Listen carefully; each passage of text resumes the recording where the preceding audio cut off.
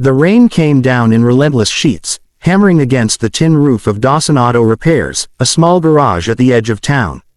The smell of oil, metal, and wet asphalt filled the air as Jake Dawson tightened the last bolt on a rusted pickup. His rough hands, scarred from years of military service, moved with calm precision. He checked his watch. 11:37 p.m. Another long day. Jake wiped the grease off his palms with a rag and looked across the dim shop where a small cot sat in the corner.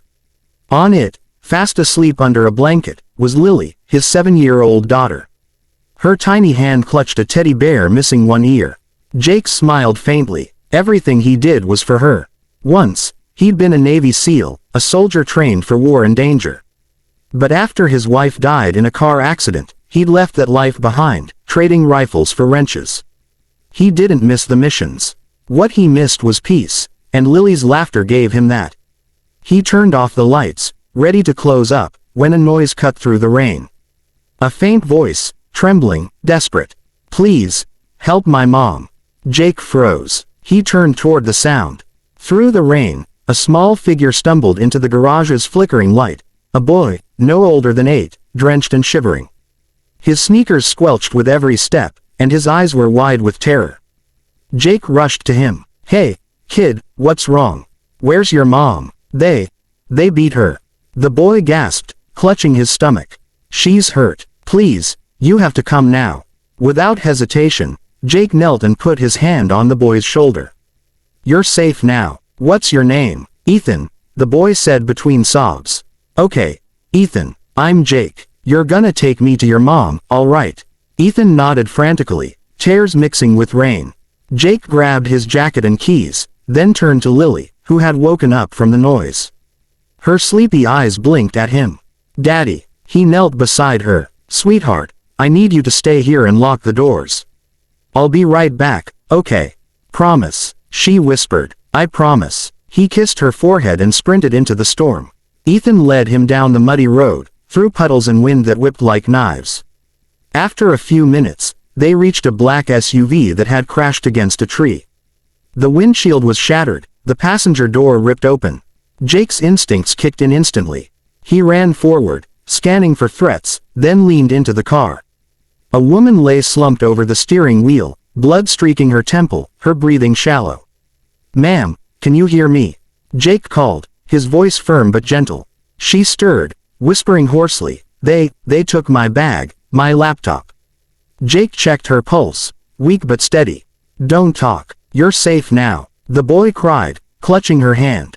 "Mommy, please wake up." Jake pulled his flashlight from his belt. The ground was littered with broken glass and muddy footprints, fresh ones, leading toward the woods. Whoever attacked her hadn't gone far. But first, he had to get her to safety. "Ethan," Jake said, "we're getting your mom to my truck. You stay close to me, understand?" The boy nodded through tears. Jake lifted the woman carefully, her body limp in his arms. She was lighter than he expected. The smell of expensive perfume mixed with blood and rain. Back at the truck, he laid her across the seat, wrapped his jacket around her, and drove straight to the nearest hospital, sirens blaring through the storm. At the emergency room, nurses rushed out as soon as they saw the scene. "Possible head trauma," Jake said quickly. "Pulse weak, bleeding from the scalp. She's been attacked." They whisked her away on a gurney. Ethan tried to follow, but Jake held him back gently. "Let them take care of her, kid. She'll be okay." The boy clung to Jake's arm. "Thank you." Jake stayed with Ethan until the doctors confirmed she was stable. Hours passed. The rain stopped, replaced by the quiet hum of hospital machines. Finally, a nurse approached. "She's awake." Jake followed her into the room. The woman lay in bed, pale but conscious. Her dark hair was matted, and her left arm was wrapped in a sling. But her eyes, green, sharp, intelligent, met his with fierce clarity. "You're the man who brought me here," she said weakly. Jake nodded. "You were lucky, ma'am." Another few minutes and, "I know," she interrupted softly, glancing at her son asleep in the chair. "Thank you for saving us." Jake shrugged. "Just did what anyone would have done." Her lips curled into a faint smile. "Not everyone would have risked it in the middle of a storm." "What's your name?" "Jake Dawson." Her expression shifted slightly. Jake. Dawson. You're a mechanic. That's right. I've heard of your garage, she said slowly, almost to herself. You're the one who fixes cars for veterans for free. Jake looked embarrassed. Just trying to help where I can. She studied him for a long moment. I'm Olivia Hart, she said finally. CEO of Hart Industries. Jake blinked. You own the company that builds half the tech in this state.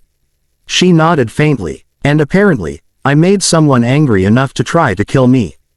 The air grew heavy. Jake didn't press. He'd seen this look before, the haunted eyes of someone who'd been hunted. When the police came to take statements, Jake gave his calmly, describing the attackers with precision, height, build, accent, direction of escape. The officer looked impressed. You sure you're just a mechanic? Used to be something else, Jake said simply.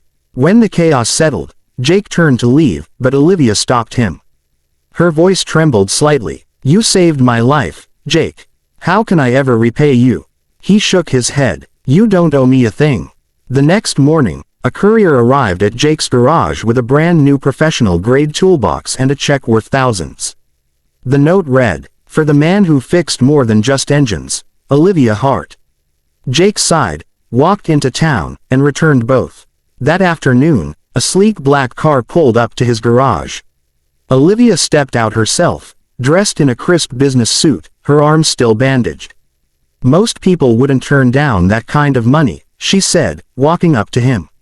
I'm not most people, he replied without looking up from the engine he was working on. I can see that, she said quietly. Then, after a pause, my son keeps asking when he'll see the man who saved me again. Jake smiled slightly. He's a brave kid. He gets that from his mom, she said softly. For a moment, they just stood there, two people from completely different worlds, bound by one stormy night. As she turned to leave, Jake noticed a black SUV parked down the street, its windows tinted too dark, its engine running just a little too long. His gut tightened. His instincts whispered one word, danger. That night, long after Lily had fallen asleep, Jake stood at his window, watching the road outside his garage. The SUV was gone, but he knew this wasn't over. Somehow, by saving that woman, he'd stepped back into a world he thought he'd left behind. And this time, it wasn't just his life on the line. It was his daughter's. The storm had passed, but Jake Dawson's gut told him trouble hadn't. The morning after the hospital visit, he stood outside his garage sipping coffee, eyes fixed on the road where the black SUV had been the night before.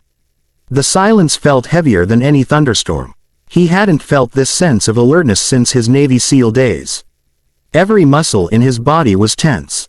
Something was coming. As he worked under a car hood later that day, he caught sight of another unfamiliar vehicle parked across the street. A man inside pretended to read a newspaper, but his eyes flickered toward the shop too often. Jake exhaled slowly. So it begins, he muttered. By evening, the sound of tires crunching gravel announced another visitor. This time, it wasn't trouble, it was Olivia Hart. She stepped out of a sleek car, her left arm still wrapped in a sling, her son Ethan holding her hand.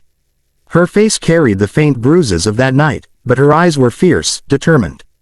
Jake, she said quickly, scanning the street. We need to talk. He wiped his hands on a rag. You shouldn't be here, ma'am. Please, she urged, lowering her voice. It's about the men who attacked me. That got his attention. He locked the garage door and gestured her inside. Olivia placed a thin flash drive on his workbench. They think I gave this to you, she said. It's the reason they tried to kill me.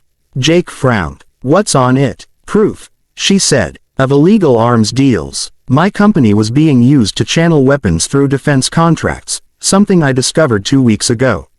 When I tried to stop it, they came for me. Jake leaned back against the counter. And now they think I have it. She nodded grimly. Their leader, Victor Kane. He'll come for you and your daughter next. The air in the room went cold. Jake's jaw tightened. You're saying they'll threaten my kid? Olivia swallowed. If they think you can expose them, yes. For a long moment, neither spoke. The only sound was the ticking clock and the hum of rain beginning again outside. Then Jake stood up, his voice calm and deadly. Then we end it. Olivia blinked. You can't. I can, he interrupted. And I will. He opened a steel locker behind the counter, a relic from his past life. Inside lay the old tools of his former self: tactical gear, combat boots, a knife with his initials engraved, and a Glock 19 wrapped in a cloth. Olivia stared. "You were serious about being a SEAL?" Jake nodded. "And I'm serious about protecting my family." He pulled out his phone and dialed an old number. After 2 rings, a gruff voice answered. "It's been years, Jake." "Hey, Mason," Jake said quietly. "Need a favor. Surveillance job. Black SUVs, unmarked, possibly mercenary types." Mason didn't hesitate. "Send me a location. I'll dig." By nightfall, Mason had results. He texted Jake a file. The men were ex-private contractors working for a shell company linked to Victor Kane, a rival tech mogul with a history of backdoor military dealings. Jake showed Olivia the file. "Your attacker's no random criminal. He's a businessman playing soldier." Olivia clenched her fists. "He thinks money makes him untouchable." "Then let's prove him wrong," Jake said. Over the next few days, they worked in secret. Olivia used her corporate access to pull confidential files from Hart Industries servers. Jake used his military contacts to trace Kane's men through security networks. They met at night in Jake's garage, plans spread across the hood of an old Chevy, blueprints lit by the glow of a single lamp. Their bond deepened quietly. Between strategy discussions, Olivia learned about his late wife, about how he'd left the Navy after her death. Jake learned about Olivia's loneliness, the price of power and the cost of being a single mother in a ruthless business world. "You know," she said one night, her voice soft, "you don't act like a man who left the fight behind." Jake smiled faintly. "Maybe some fights find you whether you want them or not." That night, Mason called again. "Jake, you were right. Kane's setting up a meet at the old Port Haven warehouse tomorrow night. Moving stolen weapons and data. That's your window." Jake hung up and turned to Olivia. "Tomorrow, it ends. The next night, the rain returned, heavy, thunderous, like the world itself was warning them.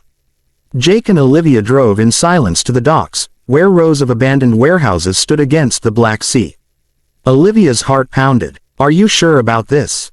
Jake checked his pistol, eyes cold and steady. "I've been sure since they scared my daughter."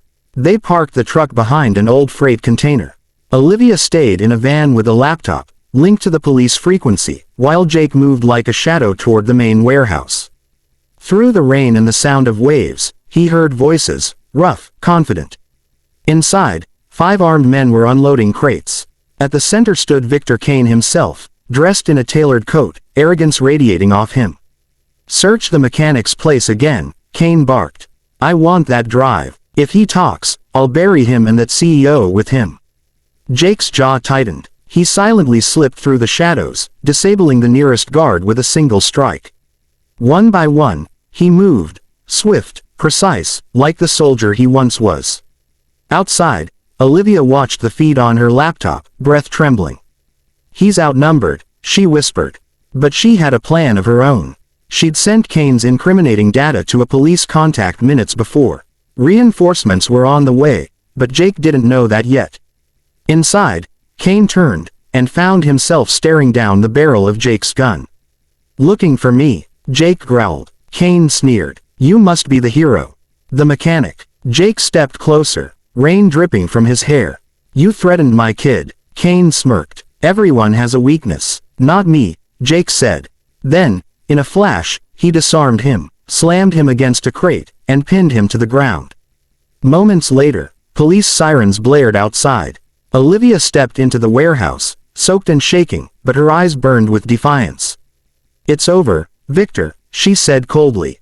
"Your empire's finished." Kane glared at her. "You'll never." Jake cut him off. "You're done talking." By dawn, the sun rose over the docks as officers led Victor Kane and his men away in handcuffs.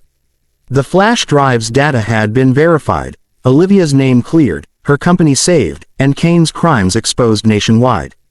As reporters crowded the scene, Jake turned to leave quietly, but Olivia caught his arm. "Jake," she said softly, "you saved me again." He smiled faintly. "No, this time you saved yourself."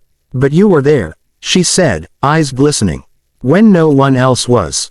Jake looked away. "That's what soldiers do. Olivia hesitated. And what about what fathers do? He turned to her, confused. She smiled. They protect their children. And sometimes, they find families where they least expect them. For the first time in years, Jake didn't know what to say. A few weeks later, Olivia returned to his garage, not as the CEO in designer suits, but in jeans and a warm smile.